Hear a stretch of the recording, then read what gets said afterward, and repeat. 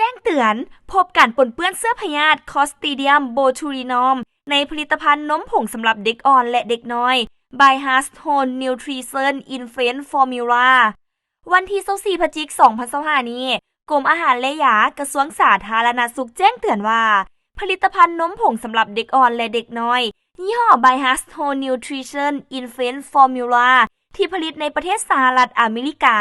ซึ่งผลิตภัณฑ์ดังกล่าวมีการปนเปื้อนเสื้อพยาธิคลอสตริเดียมโบทูลินอมและเป็นสาเหตุให้เด็กอ่อนและเด็กน้อยจำนวน13คนเจ็บป่วยอยู่ในประเทศสหรัฐอเมริกา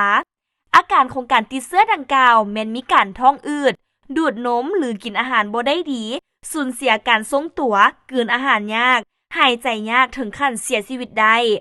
ผ่านการตรวจสอบข้อมูลผลิตภัณฑ์ดังกล่าวแม้นบ่ได้มีการขึ้นทะเบียนอาหารและบ่ได้มีการอนุญาตนำเข้ามายังสาธารณรัฐประชาธิปไตยประชาชนลาวเพื่อหลีกเลี่ยงอันตรายที่เกิดจากการบริโภคนมดังกล่าวกรมอาหารและยาจึงได้แจ้งมายังทานห้ามนำเข้าห้ามจำหน่ายและห้ามบริโภคถ้าพบเห็นผลิตภัณฑ์ดังกล่าวแม้นให้แจ้งมายังกรมอาหารและยา